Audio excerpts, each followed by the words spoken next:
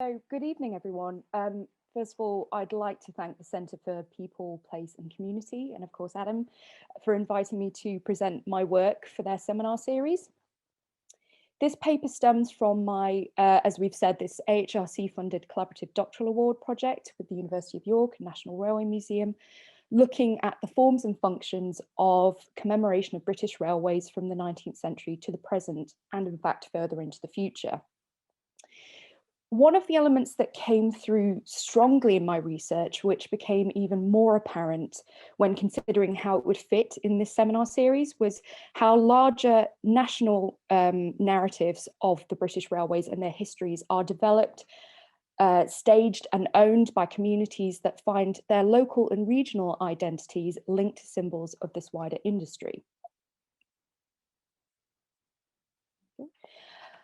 In this paper, I'll be presenting two case studies from the late 20th into the early 21st century that demonstrate how these local and regional communities find meaning in and celebrate their own pocket of the story of the railways, and how symbiotically these people and technologies at the core of these commemorative narratives and these communities celebrating them come to define one another and bind them with a sense of place, ownership and identity. So first, there's the long-running Camborne Trevithick Day, which has been held in this Cornish town annually for nearly 4 decades, aside from last year, sadly. And I'm sure COVID will have its effect on this year's celebrations as well. And this is to celebrate the early railway, mining and water technology engineer, Richard Trevithick. Second, I'll delve into the planning of the Bicentenary of the Stockton and Darlington Railway, due to be held in the northeast of England in 2025. While the shape of these celebrations is speculative, there are things we can unpick from the planning stages that demonstrate how this pioneering railway is so intrinsically linked with its regionality, and how that's affecting the ways these communities and planners aim to commemorate, protect and conserve its narratives of material culture for the future, and most importantly, for the benefit of the regional communities today. So these examples engage with place in two different ways. The former links the engineer to places that he did not continually influence with his technological innovation, but instead is the product of a region that now celebrates him due to his connection to the area, and as a figurehead today of their continuing innovation and invention. The latter is entirely connected to the landscape by its physical permanence, and instead gives rise to questions about how the celebration of the history of the area can come to benefit it and its residents in the present and future. And as I'll come to discuss, who has the right to own and share the stories about this 26-mile long stretch of redundant or missing track and its associated relics that gave rise to one of the most important developments in passenger and freight transportation across the world. So, the son of a mining engineer and part of a devout Methodist family, Richard Trevithick was born in 1771 in Tregajoran in the parish of Iluggan, Cornwall. As an engineer, he was credited with contributing to the development of the high-pressure steam engines for stationary and locomotive uses, as well as his work on railways, water transportation, dredging and mining in Britain and South America.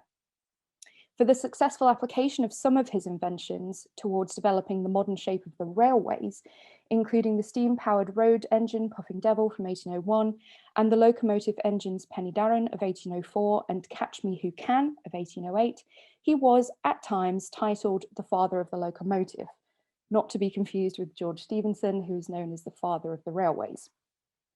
So in 1816, he left Britain to work for the mining industry in South America, and finally, following financial difficulties, returned in 1827.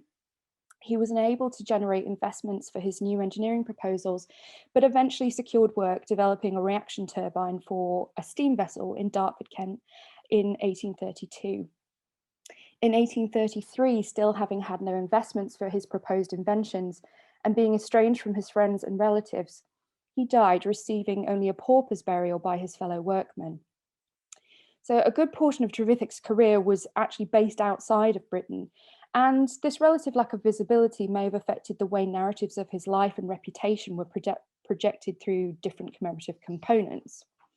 His identity as a Cornishman, alongside his inventions, however, were played on heavily in his commemorations from the late 19th to the 21st century. First of all, it's important for me to precursor Camborne Trevithick Day with some of the primary commemorative events that certainly affected the style and shape of these later celebrations. So much of the public accreditation for Trevithick happened in the beginning of the 20th century. This included the centenary of the successful trial of Puffing Devil in 1901 in Camborne. This event included a procession which moved from a site near Tyack Smith's engine shop, where Puffing Devil was originally assembled, to Commercial Square. The procession was led by the Camborne Town Band and Mr. Fiddick, who is chairman of the Camborne Urban District Council. And the processors comprised of representatives from local industrial businesses and mines, members of the public, and 8 road traction engines, and I'm quoting, decorated with greenery and appropriate mottos, one of the images you can see here, with one of the engines drawing a car carrying miners from Dorset mines, where apparently Trevithick's genius was responsible for improvements which financially saved the Cornish collieries in the area. In his speech at Commercial Square, Mr. Fiddick stated they had gathered to celebrate the first trial of Trevithick, and I'm quoting, which had enormous influences and had been productive of untold benefits to the whole of the civilized world. Relating it to the continuing and unrecognised, though of course highly visible for those attending this event, work of the mining and engineering community in Cornwall, he also said, without the loyal cooperation of thousands of working miners and mechanics who have gone down to their graves almost unknown, the services of their leaders would have been of little avail to the community. The energy of our forefathers is still being exhibited in the locality. So though focused more specifically on his work in mining and road transportation, the speech placed Trevithick in a longer history of unrecognised labour and enterprise in the region.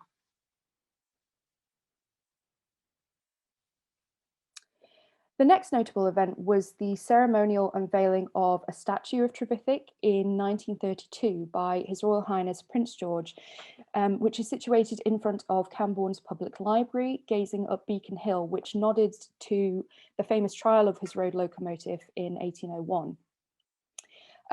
The statue can still be seen today when we're allowed to go back outside. Maybe you can go and have a look. It was paid for by public subscription, and the memorial highlighted elements of Trevithick's life and career both in Cornwall and South Wales, as well as his work in South America. So there's a 7-foot statue of Trevithick holding a model of his Camborne road locomotive stood at the centre. 3 sides of the plinth also depicted his inventions with allegorical female figures holding a model of the Cornish boiler, a model of a South Wales railway locomotive with a modern engine in the background, and a model of the ladder dredger with a modern steamliner in the background. And then finally, on the reverse, it depicts a ship sailing across the ocean from Camborne in Cornwall on the right, and a mule track over the Andes in South America on the left, representing his 11 years of work in Peru and Costa Rica. So the symbolism again represented selected elements of Trevithick's life and work with a particularly regional slant. Even his exploits in South America were connected to Cornwall from across the sea. This memorial also demonstrated the significance of these inventions by adding the most up-to-date versions of a locomotive engine and a steamliner alongside his earlier inventions to demonstrate how his work directly influenced new technologies in 1932. So the unveiling was held on the 17th of May in the presence of an audience of 10,000 people, and was a ceremonial demonstration of local and national pride in Trevithick. It was held in conjunction with the announcement of a scholarship for the local Camborne School of Mines in Trevithick's name, which came from part of the subscriptions for the statue. Prince George stated that the statue was a symbol of the country's pride in Trevithick, and also said, "I would like to think that this statue will also serve another purpose, and that is that it will fire the ambition of others in Cornwall to follow in his footsteps." The unveiling was therefore a way of marking the prestige of the area as a centre for mining and engineering, as well as becoming an ongoing memorial to Trevithick. Through the ceremonial components, it suggested that ordinary people could go on to possess the qualities of this heroic engineering figure. The monument added credibility to Trevithick's reputation by inserting his inventions into the narrative of technological progress, while also directly linking him to his identity as a Cornishman.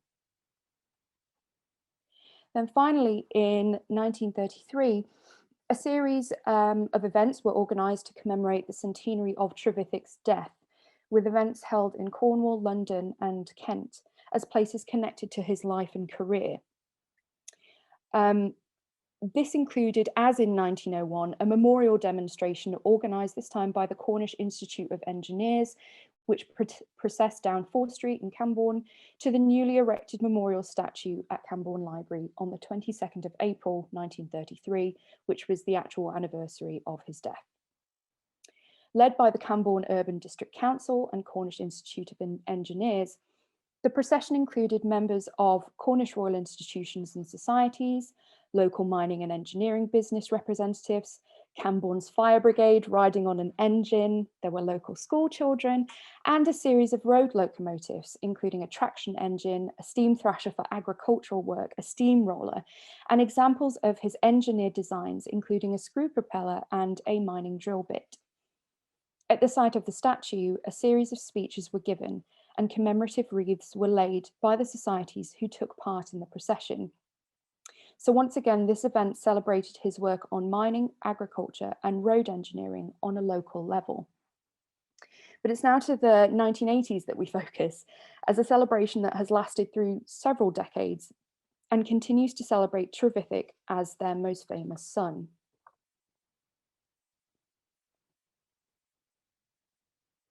So first held in 1984, the town of Camborne began annually celebrating Camborne Trevithick Day on the final Saturday of April, as Trevithick was born and had died in this month. With criticism that Camborne had not celebrated the 150th anniversary of the death of their favourite son in 1983, a voluntary Trevithick Day committee led by local florist Trevor Daly was set up to commemorate Trevithick. In a Blue Peter report on the event by Simon Groom, he stated that Trevithick was always overshadowed, brilliant engineer though he was, by Stephenson and his rocket. This annual event was therefore used to increase local knowledge about the role of Trevithick's inventions in the development of both their local and national industries. Widely attended by the local people of Camborne and the surrounding area, alongside a series of family events and small exhibitions, the centrepiece of the celebrations closely reflects the processional element of the 1901 and 1933 events. The procession, which purposefully passes by the Trevithick statue, included a bow maidens and miners dance performed by local school children in the morning. Let's see if I can make this work. And a Trevithick dance performed by adults in the afternoon, with all the dancers wearing the Cornish colours of black and gold, as a reminder that Trevithick was a great engineer and a great Cornishman. The choreography for the Trevithick dance was decided through a competition in 1984 and is performed to music composed by Geoffrey Self, the score for which is an amalgamation of two locally relevant songs, Camborne Hill and Camborne Worthies March. The same processional dance choreographed in 1984, as you can see here, continues to be performed to this music annually.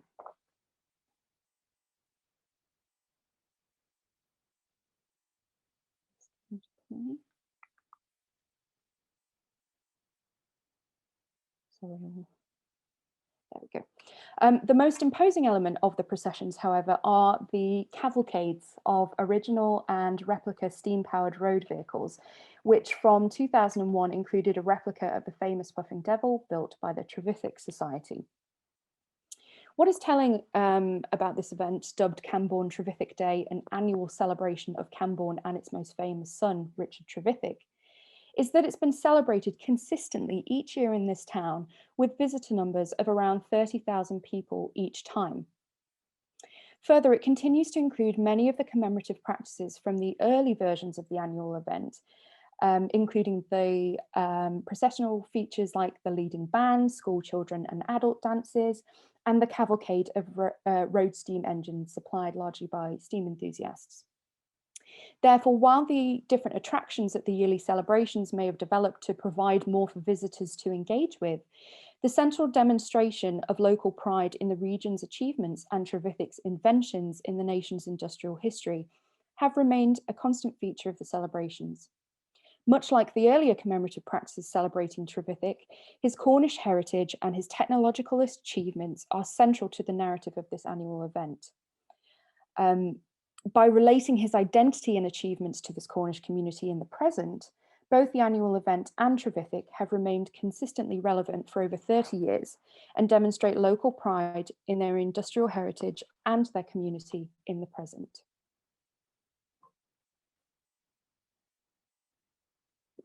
So, sorry, headphone. Moving on to the next case study, I'd just like to set out some background for those of you who are not familiar with the Stockton and Darlington Railway.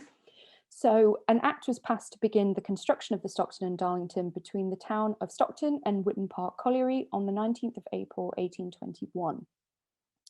Previously, at the beginning of the 19th century, canals were the primary system for transporting goods. The first act passed in 1821 to build the new line was originally designed to haul goods by horses. However, in 1823, a further act was passed allowing the company to use locomotive engines.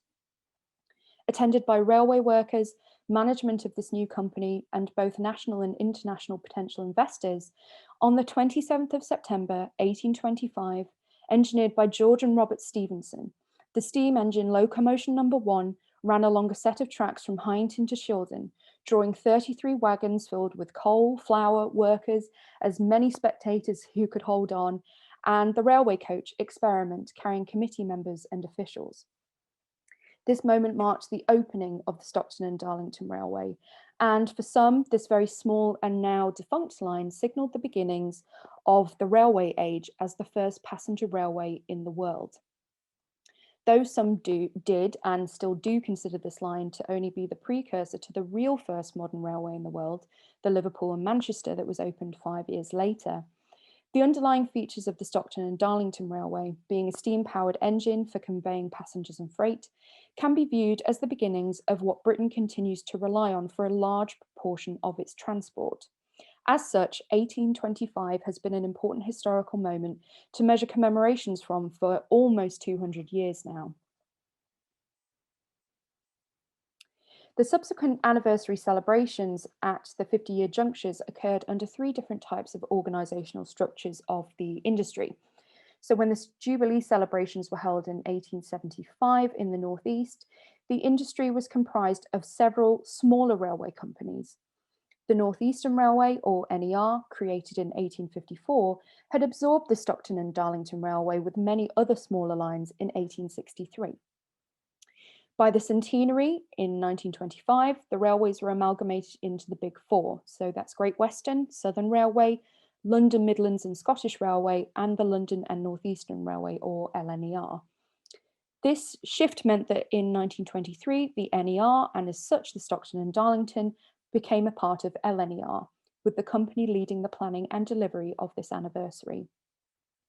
Finally, in 1948, all the railways were merged into the nationalised British Railways, with the British government holding a large portion of control over developments in the industry until privatisation in 1993. As such, the 150th anniversary celebrations in 1975 were in part influenced by BR. With these amalgamations, the origin story of the Stockton and Darlington Railway became a part of these bigger, more specifically company histories.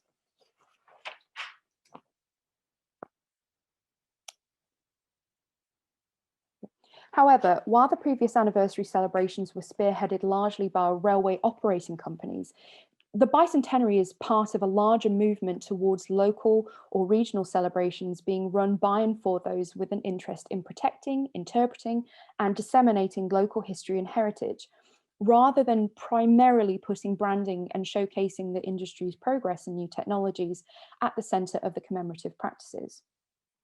So 2025 is being organised by the Railway Heritage Board. This consists of representatives from 3 local councils, Darlington, Durham and Stockton, as well as the Tees Valley Combined Authority. There are railway interest groups, including the Friends of the Stockton and Darlington Railway, for example, industry partners such as Hitachi and LNER, and there's heritage representation through Historic England and Locomotion in Shildon, the museum.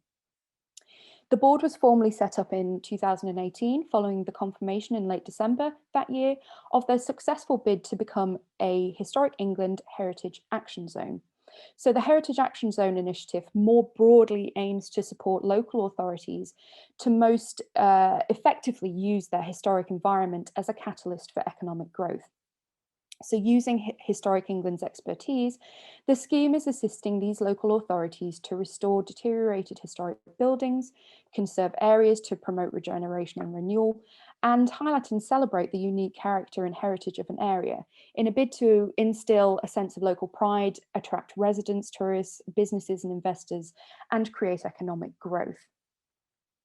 In securing the Stockton and Darlington Railway as a HAS project, Tees Valley were awarded £700,000 of this funding to work in partnership and make use of Historic England's expertise, training, surveying and conservation to be used over a 5-year period to rejuvenate and capitalise on the Stockton and Darlington Railway's heritage. Because there are several groups involved in the planning of the bicentenary, there are some difficulties in what each stakeholder wants in terms of the purpose and style of 2025. I was lucky enough to be able to interview a sample of the representatives of the different groups on the organising board. Broadly, however, Tees Valley's website notes that the Railway Heritage Board's overall vision as, by 2026, the Stockton and Darlington Railway will be recognised as a world-class heritage attraction, having built on its reputation as the birthplace of the modern railways to strengthen and promote a strong cultural offer that provides a distinctive experience for visitors and residents. This world-class attraction will boost the economic growth potential of the area in this pioneering approach of using our historic environment to act as a catalyst to drive forward heritage-led regeneration while conserving its historic interest. There is therefore a clear aim to ensure that the bicentenary will allow for a more prolonged promotion of the historic importance of the area, which will enable a range of sustainable outcomes that most effectively benefit the region. Andrew Smith argued that major events such as anniversary celebrations are oftentimes linked to 21st century urban regeneration policies. So using these events as a component of this regeneration, the identity of a geographical area can also be reinvented using place myths that are designed to make the area attractive as a site for external investment. From the interviews I carried out with the members of the Heritage Board, disenfranchisement and economic instability in the Northeast were well understood by many of them. Therefore, a large part of the celebrations is to piggyback off the railway heritage, to inspire the local people to enjoy and feel pride in where they live, alongside increasing their skills, employment opportunities, and general quality of life, and to function for local people who may or may not be actively interested in the Stockton and Darlington's heritage. Acknowledging that this is a case study that I'm examining from foresight, it's not yet possible to draw rounded conclusions at this stage regarding the scale or final outcomes of these 2025 celebrations in 5 years and beyond. I'm therefore not going to try and discuss commemorative elements that are not exactly set in stone for 2025 and beyond, such as events or exhibition designs, but instead link some of the planning that incorporates the regional landscape with how these elements aim to link to larger changes and developments in the region and benefit the local communities and its physical heritage. These are a walking and cycling route, a railway heritage quarter, and the legacy of 2025. A walking and cycling route has been proposed and approved along or as close as possible to the original Stockton and Darlington Railway line. As well as a tool for telling the story of the railway, it will be designed to increase the health and well-being of the local people, as well as facilitating environmentally friendly and zero-cost transport around the area. It could also assist children's and adult education by encouraging learning outside the classroom. By teaching younger generations about the history of the Stockton and Darlington Railway, the Friends of the Stockton and Darlington Railway hope that this will continue to help to instill local pride in the community, which they can then pass on to later generations. And for the local population more generally, that this education will encourage them to take better care of their heritage. This route would also include 3 anchor point museums along the line. So there's Head of Steam in Darlington, Preston Park in Stockton, and Locomotion in Shildon. As well as less well-known sites, such as places connected to the lives and work of railway engineers, Timothy Hackworth, who, like Trevithick, is another early engineer, railway engineer still considered to have been unfairly neglected by historians, and George Stephenson. These would be particularly in Shildon. There's St John's Crossing in Stockton, where the first railway ticket was sold. And there is the statue of Joseph Pease, who is part of the Stockton and Darlington Railway Company, which can be found in Darlington.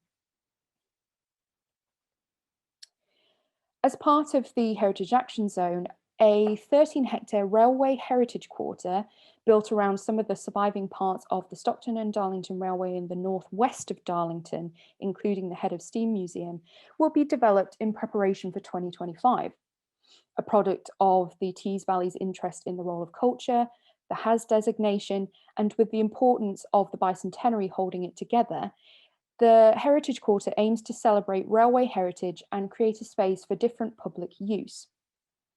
Combining a series of historic railway infrastructure and cultural attractions, the Railway Heritage Quarter will function as a new cultural district to develop the site as a regional destination for local, national, and international use and tourism. More specifically for Darlington, the council wants the site to reveal the story of Darlington and its communities that saw an opportunity and seized it, connecting and transforming the world in the process. And from that to increase visitor numbers to the town. The development of the Railway Heritage Quarter has been facilitated by the importance of the Bicentenary and will also act as a platform to stage some of the Bicentenary's commemorative components in 2025. Independent of the Bicentenary celebrations, however, the Heritage Quarter will be designed to function for different types of long-term local community and tourist engagement. While they are still somewhat in flux, there are 4 key themes for the Railway Heritage Quarter which will be used to engage their audiences both during the Bicentenary and in long term. So there's heritage, which includes restoring and interpreting the railway heritage and connecting it to the social history of the people who made it happen. There's engineering, which aims, and I quote, to celebrate, protect, retain, and develop local engineering skills, past and present. There's play, which will include a play park to enhance children's creativity and learning using the site's heritage as well as modern engineering and technology. And finally, there are events and activities, including temporary exhibitions and annual events for visitors and the local community. The broader themes of innovation and skills and learning will also be used as tools for engaging a range of audiences. By linking a history, and again I quote, of engineers, entrepreneurs, financiers, surveyors, builders, navvies, and countless unnamed individuals who created and developed the Stockton and Darlington Railway with their modern counterparts in industry, universities, entrepreneurial startups, and established companies, the Heritage Quarter can be used as a tool to present the sustained innovative spirit of the region since the Stockton and Darlington Railway into the present. The Heritage Quarter could therefore allow for a range of engagement with the past, present, and future of this industry to better serve the local communities by increasing knowledge, skills, jobs, and social benefits assisted by tourism and business interest and involvement. Members of the Railway Heritage Board clearly stated that they want and need to ensure there are lasting outcomes from celebrating the Bicentenary that will most effectively benefit the region beyond 2025. This is in part due to requirements of the designated funding by local government and at present Historic England, alongside the desires of interest groups and museums to encourage prolonged maintenance of and engagement with the railway's history and heritage. More broadly, the different elements of the bicentenary sit within the context of 21st century British politics, which have demonstrated an understanding of the value of supporting history and heritage for local, regional, and national social and economic development. Because the bicentenary is largely led by regional and local government bodies, bringing in the majority of the funding, any elements connected to the celebration of the region's railway past have to demonstrate how they will affect change in the present and continue to do so in the future. Again, at present, it's only possible to speculate how successfully the components of the bicentenary will create this lasting change. However, it's possible to outline from my research what different elements the interviewed members of the Railway Heritage Board would like the bicentenary to achieve, all of which ultimately centre around long-lasting benefits for the local people. So the three central components of the legacy are the protection of the heritage, the use of the three anchor point museums to communicate the story of the Stockton and Darlington Railway, and the sustainability of the Railway Heritage Quarter. Recognising that the bicentenary is a window of opportunity that needs to be capitalised on, some want to ensure that the heritage doesn't get forgotten about again. This is dependent on laying the groundwork before 2025 and using the bicentenary as a hook to get these communities interested in the Stockton and Darlington Railway, be that through an interest in railway history, the environment, or finding uses for the walking and cycling route, and encouraging local people to continue to engage with it in these ways after the celebrations are finished. In turn, the heritage therefore has to contribute to ongoing economic and social benefits for the region by encouraging sustained national and international tourism, which will in turn ensure its need to be protected. The three museums along the original line would also then be able to provide support for the built heritage by providing additional context through their collections and interpretation. The Railway Heritage Quarter is also certainly an important part of creating a lasting legacy. This space could continually provide a range of things, including showcasing the history and heritage of the region for tourism, encouraging businesses to invest in and use the space, and contributing to the education, employment, and well-being of the local communities.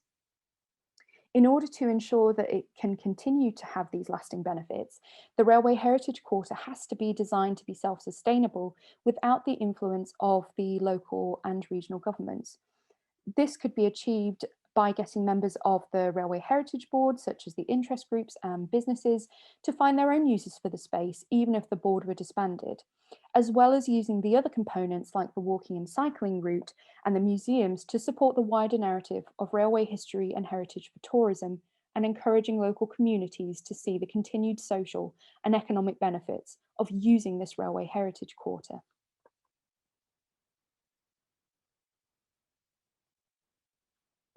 So just to finish, and shifting gear on the concepts of identity, community, and place that have come to the fore during the planning of these celebrations, I want to say a little bit about a notable issue that in fact poses more questions than it answers at this stage. The narratives of commemoration coupled with material culture and the mediums through which they're communicated can give rise to contestation given the larger number of organisational stakeholders. As argued by Stevens, Frank and Ware in their work on commemorative planning, this diffusion of authority complicates how planning decisions are made in an attempt to appease all parties. So an interesting element of examining the planning of 2025 is where the controversies and the complications arise when having such a range of groups involved in the development of short and long-term commemorative components. It's not my place to pass judgment either way in terms of this debate, but observations certainly need to be made about the disputes over arguably the Stockton and Darlington's most famous relic and its role in local and regional identity, that being the steam engine, locomotion number 1. Since the 150th anniversary of the Stockton and Darlington in 1975, this historic engine has been housed at the Head of Steam Museum in Darlington and is seen by the local community as a symbol of the town's role in the history of this industry, it having had a much sort of longer history before its time at Head of Steam. Locomotion number 1, however, is legally owned by the Science Museum Group, which includes the National Railway Museum in York and Locomotion in Shildon. the latter of which is due to become the new home of this engine rather than the new railway heritage quarter, where some had planned the engine to remain. Questions and conflicts over ownership and display of historic objects is not a new phenomenon, especially when we link this to the formal ownership of material culture by museums. Take, for example, the famous case of the Elgin marbles. This, however, is a much more tangled debate than repatriating objects to their country of origin, and instead brings forward questions about where an object that has obvious connections to a range of places in a region should be housed, and, as those who have kept up with the press will know, can draw out strong feelings over how an object has become, rightly or wrongly, the symbol of the identity of a specific community of people and the physical locality they inhabit within the man-made boundaries of space. This then has more to do with the long-term and tangible connections between a piece of material culture and its permanent location, and how commemorative components are developed in mind of having a star object as the centerpiece of a narrative. Further, it links to the question of whether a celebration is even possible without a key object that provides a direct, tangible connection to the past to convey a sense of authenticity on the proceedings. If we're to view the Stockton and Darlington Railway as the railway that linked 26 miles of the northeast, then locomotion number 1 surely has a home in multiple places along this track. This obviously becomes complicated when multiple places or communities then want to claim temporary or permanent ownership of an object rather than an idea or storyline of the Stockton and Darlington. I certainly don't have an answer to this conundrum, but my hope is, whatever decision is made, that this engine and the Stockton and Darlington, more broadly, is celebrated for its importance regionally, nationally, and globally, because its influence on modern society is ultimately borderless.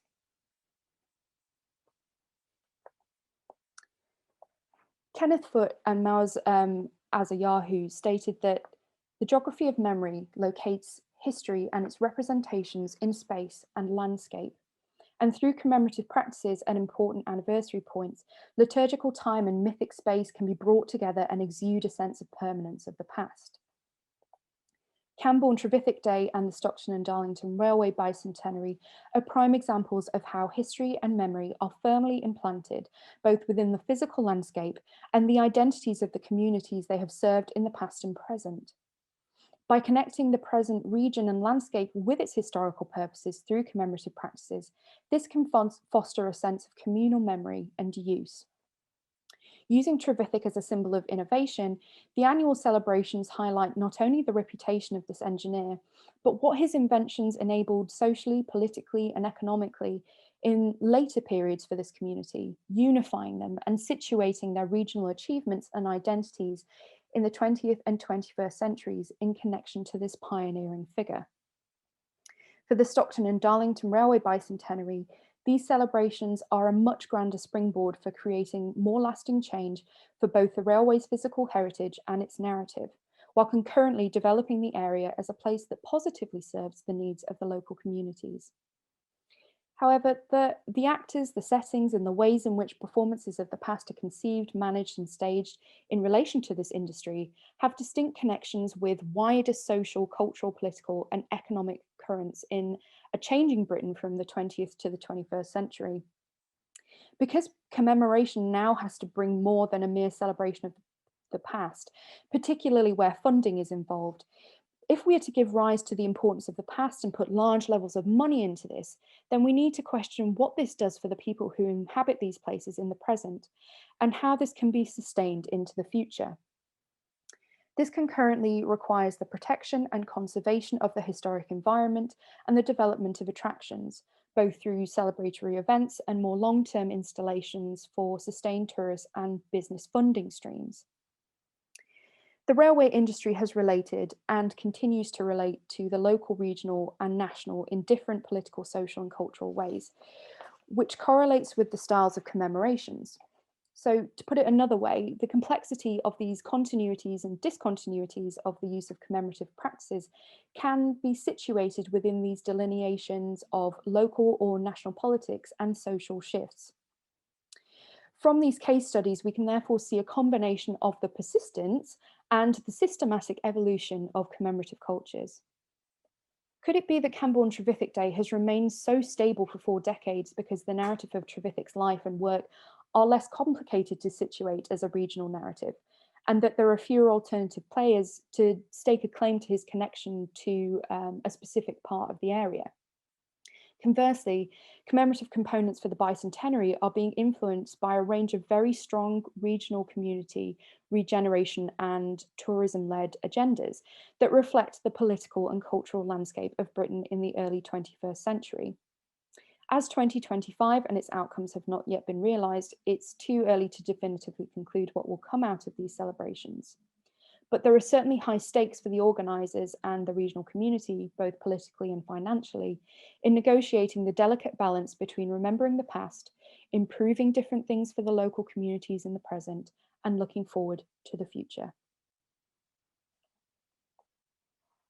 Thank you very much. Thank you so much, Sophie. That's a really interesting and stimulating talk, which covers a significant range of themes and elements of how we think about the past and how we remember, how communities engage with it. So I'm sure there'll be questions. In fact, there's one come up in the chat already from Martin Pegram. Martin, do you want to ask that one on camera, or do you want me to read it out for you? Happy to ask it. Go ahead and ask it then. Okay, as long as you can hear me. I mean, yes, can hear you. To some extent, Sophie, you have addressed it. When you're holding a celebration in a single town, such as Camborne, it's very easy to pull together local pride. But when you are trying to do it over 26 miles, about 3, possibly 4, you could argue, local authorities, 1 central authority, at least 3 towns, 2 of which have already fallen out over the location of a single engine. You know, is there a risk that the celebrations become divisive rather than celebratory, and that therefore, if we're looking at a long-term agenda, I always think the Bicentenary is an international celebration, and people in America and Japan and Australia are probably more looking forward to this than some local people. But if you get division out of celebration, is that a big risk? Yeah, absolutely, certainly a risk. And as I said, I think this absolutely comes when you, as you said, we've got 4 local authorities, lots of interest groups, museums, all of these people involved, and it's hard to come to a consensus sometimes on what it is that you want. And I hope, my hope is that ultimately what they're trying to do with this, and I do hope it is a brilliant celebration, I really do, but I do hope that squabbling can be put aside at any point that it appears, so that actually what they're doing is benefiting these communities in the longer term, and that comes with developing the historic landscape where it exists. And as you said, you've got all these tourists who are probably really excited for this to happen. I know that the Baltimore and Ohio have an anniversary quite close to the Stockton and Darlington as well. And so if you can make that place attractive for tourists as well, that's only going to do great things for this. But you're right, sort of the politics with a small p could could end up spoiling things. But so far, I think, and I'm hoping that the only controversy that is going to lay here is potentially around kind of locomotion number 1 and where that's situated. Thank you for that. And just to mention, I'm not a politician, and I am a friend of the Stockton and Darlington Railway. So. Oh well, great contacts at the Friends of the Stockton and Darlington Railway, a really fabulous group that have done so much for me. So glad to hear that there's a member here today.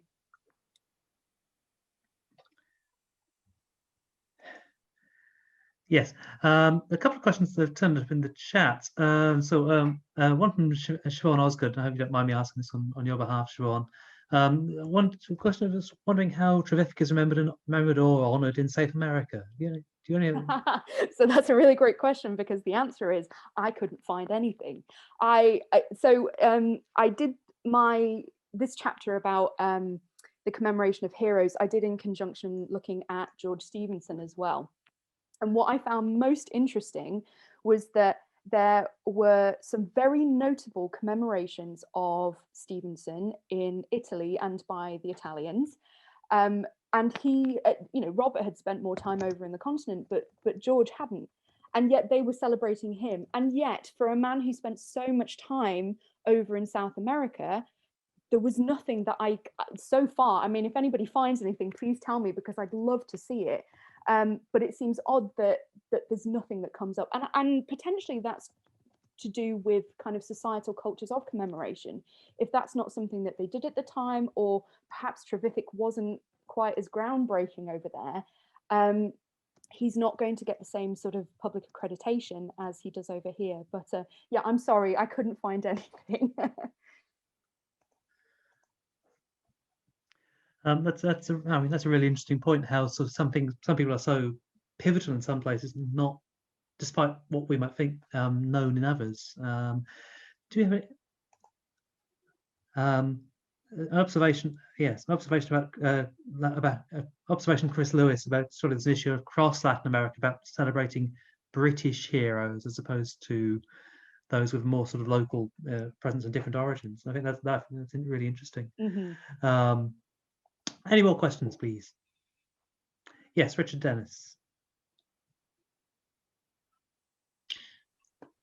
Yeah, I found that very interesting. But of course, both your examples, as you said, are in areas which are economically depressed, where economic regeneration is really the main thing which is driving this commemoration. And I'm wondering about other commemorations which are maybe as worthy, but because they happen in areas which are not economically so depressed. And I don't want to get into the debate that's been going on in the chat about the Liverpool and Manchester, but of course, clearly when the Liverpool and Manchester does have its 200th anniversary, there are other things going for each end of the line, which may make it rather harder to make a case that this should be a heritage action zone. So have you looked at cases of commemoration in more economically prosperous areas and how they might play out? And are there sort of failed attempts to set up heritage action zones for railways?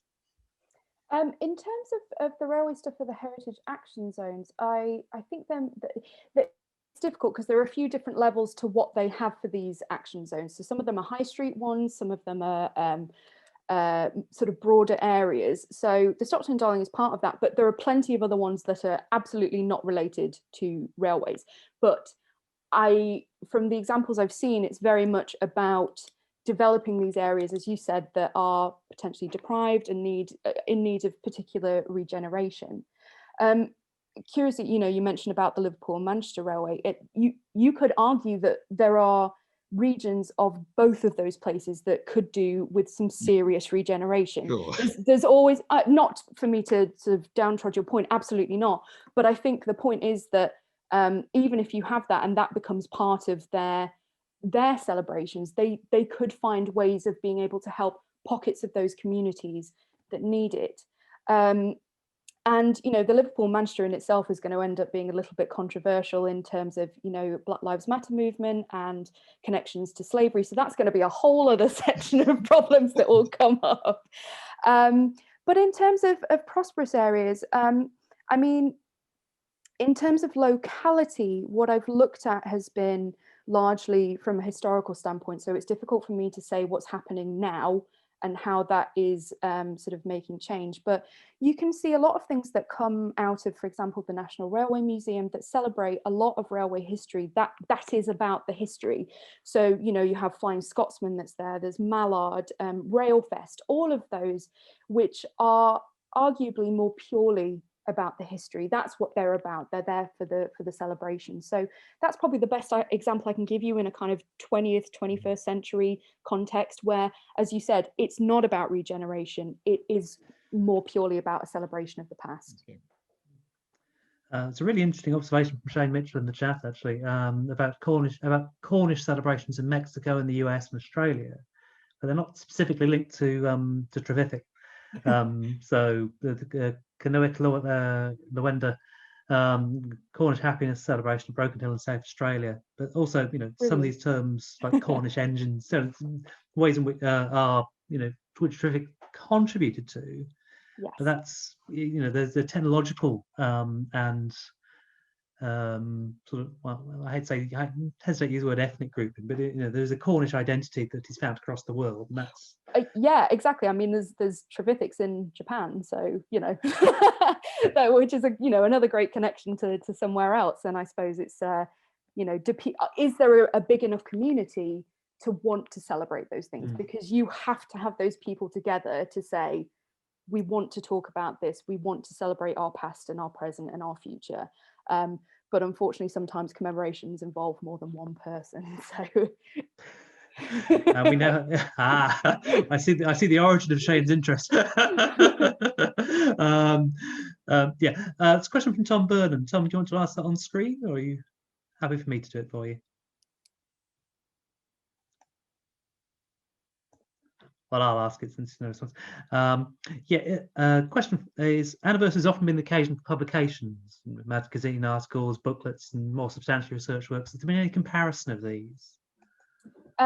Sorry to push this question, but in comparison, in what way? I'm sorry. I think the point Tom's getting at, I'm not sure, is that comparison of the ways in which the story is told in different sort of points in different sets of celebration, the publications that come out of them. So is that right, Tom? I can see you're on screen. Tom. Yeah, pretty much. I mean, there have been.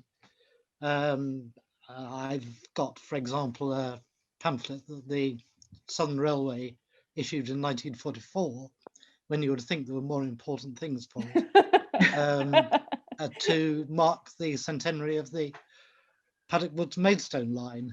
So, you know, they obviously regarded it as an important thing to do.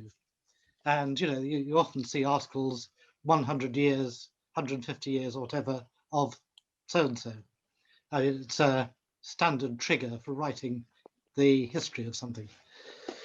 Yeah, absolutely. But both of those things were, particularly for my research, huge sources of information to try and understand the mindset of people in these commemorations and what they wanted. So if we take Trevithick commemorations for an example, I mean, if you can get down to the totally forgotten, the Cornish Records Office, they have some fabulous stuff in for these kind of pamphlets. One of the things, and for those who know anything about Trevithick, there's all this narrative about this kind of forgotten engineer and the oblivion of Trevithick. So the narrative of a lot of what was said about him was, you know, here are all these forgotten things about Trevithick that you should know about and why we're celebrating them. But that would be very different for something like the Stockton and Darlington Railway, which obviously I haven't discussed the historical ones today, but for example, you know, 1925, they're trying to show technological progress and how the LNER by 1925 is building on the blocks of 1825 to get to where they are. So the narrative is very different. It's, you know, how have we got from that point to this point, and how do you see all these wonderful things that we've done? So it very much depends on who's organizing how those narratives go. But as you said, there'll always be some sort of publication, whether that be through a pamphlet or in fact, you know, pieces of literature, academic ones or otherwise. So Trevithick's son Francis wrote his biography in 1872, which was very much about reclaiming his father's reputation by showing how he'd done all these things before people like Stevenson. And he even put at the beginning, you know, I'm not here to talk really about my father's personal life, it's just about his inventions, which feels kind of funny for a biography, really. And if you do have time, it's quite a long read, the 2-volume biography of Trevithick. But that's, again, is a completely different type of publication there. But yeah, so it's kind of, it's picking out the tone of what these things are, and they're all very interesting for what the kind of rhetoric is of each of them. For those who are not following the chat, there's a really interesting observation just coming from Sam Mullins about Tube 150, which celebrates the world's first underground railway. And the interesting political point about that is 5 years into his mayoralty, the commemorative reception. This was the first time Boris Johnson praised the Underground, praised the Tube. So there's an interesting sort of political juncture there. Anniversaries force people to do things they may not otherwise have considered, which is I hadn't thought of until now. Thank you for that, Sam. That's really interesting. Yeah, that is fantastic. Thank you. There was a point from there's a question from the trust of VCH editor to say that. Thank you, Christopher. Christopher points out this was the cover Underground Railway, not the Tube. But sorry, I visions of my style guide. Anyway, yes. Sorry. So it's a point from Alan about the Hetton Colliery Railway and its bicentenary, which is coming up a bit sooner than Stockton and Darlington. Alan, do you want to say a few? Keep it brief if you can, but do you want to join us? Yes, I feel like the poor relation here. We about 2 years ago, when we realised that it was going to be the bicentenary of the Hetton Colliery Railway in 2022, we set up a charity to try and organise some events towards that. Unfortunately, we made a start, but then the pandemic intervened, and we've been having Zoom meetings since then. But we will have a celebration when the railway opened. It was on the 22nd of November in 1822.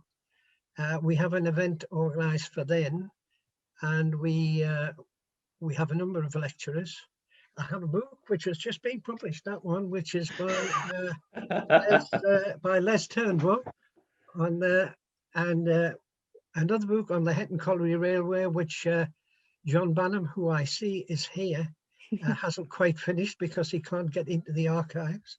Of course, yes. So we have the Stevenson Trail, which was already a cycle route, which now needs some renovation. So very much so, yes. So it's very interesting seeing how all of these celebrations are developing. I prefer to see it as an ongoing story, really, from Newcombe to Bott to Trevithick to Headley and at Wylam to Hackworth. All of these engineers were all trying to achieve transport by steam, and the Hetton Colliery Railway actually runs 8 miles. It first runs by steam locomotives, then it has stationary hauling engines which goes over Warden Law, which is over 600 feet above sea level, and then by gravity down to the flat, and steam locomotives again down to the River Wear. So yes, it's been very interesting for me. The only thing I know about Trevithick and South America is that when Robert Stevenson was returning, he couldn't get a direct boat to direct to England, and he travelled to New York with Trevithick, and no doubt they had lots of conversations, which probably helped Robert Stevenson when he was designing the rocket.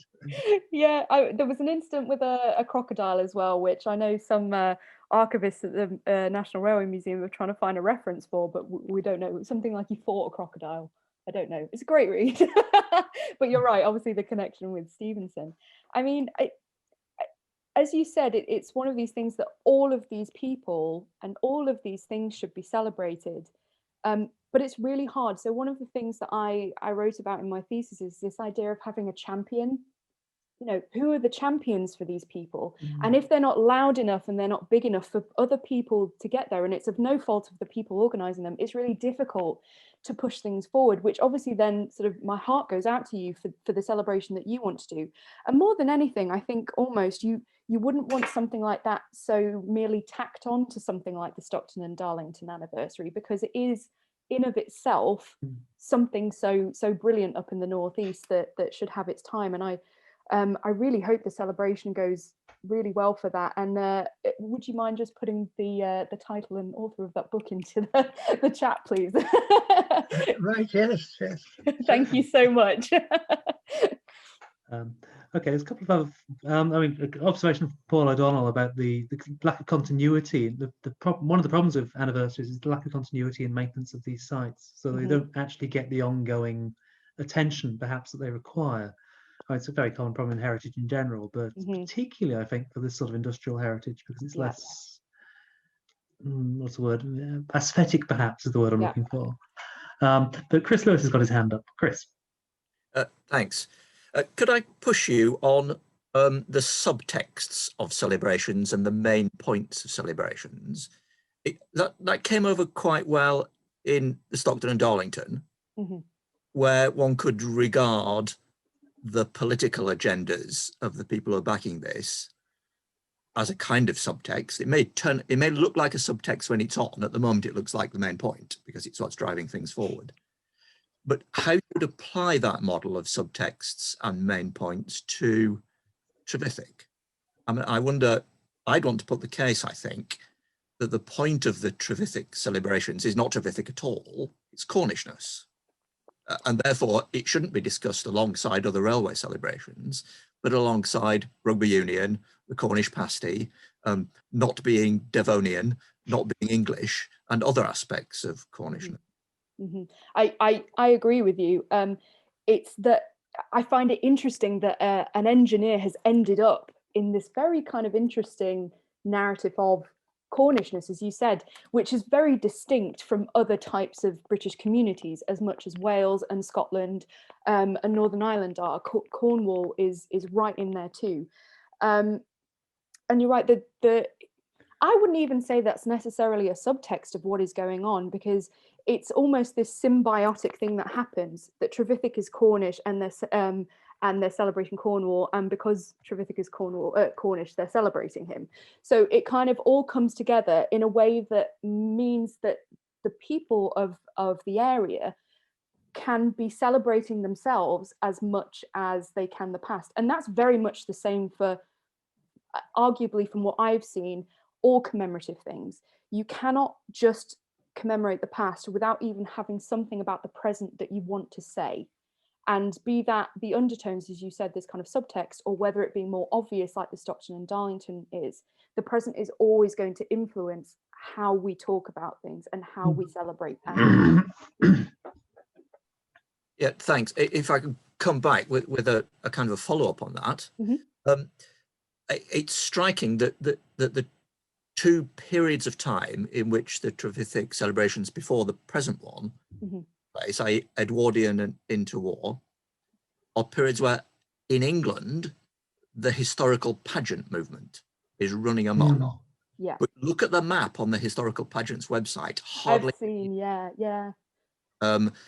It's as if they don't want to do things the English way, creating local things from the past, but there is a Cornish way of doing it by putting on a Cornish hero and one who is not been sufficiently recognised. Not in a lifetime and subsequently.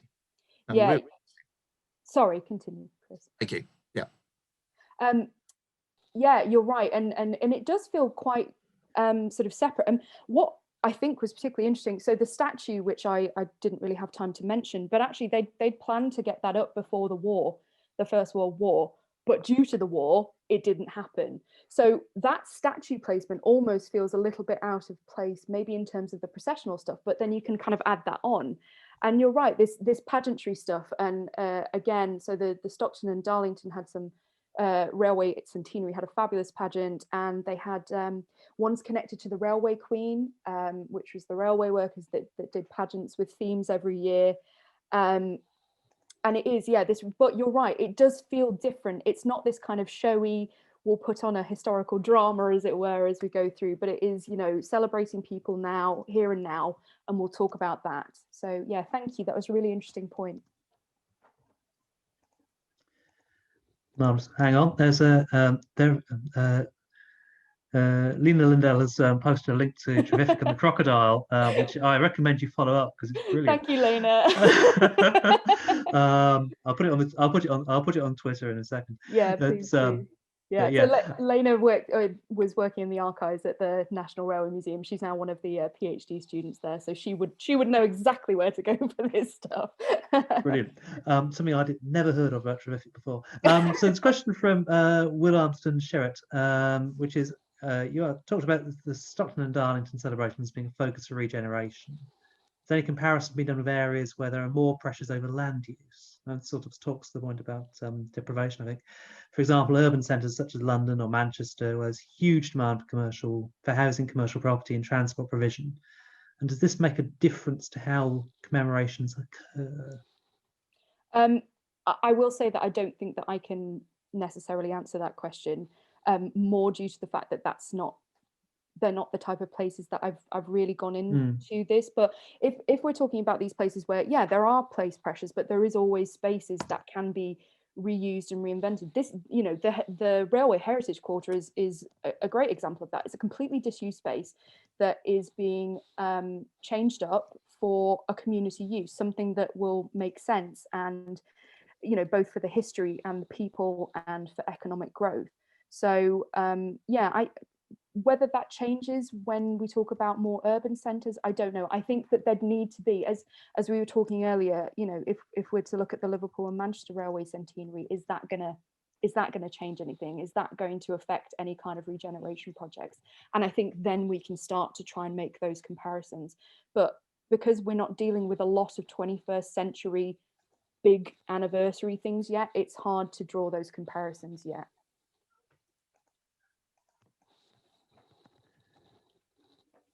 Thank you for that. Let's see. Are there any other questions at this point? Have I missed anybody?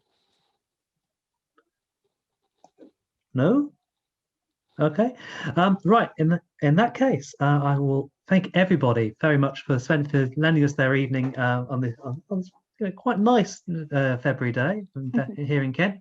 And thank you, Sophie, for a really interesting and wide-ranging talk covering a lot of ground and lots of different themes. And I'd never imagined we'd end up with reptiles and Richard Trevithick. That's brilliant.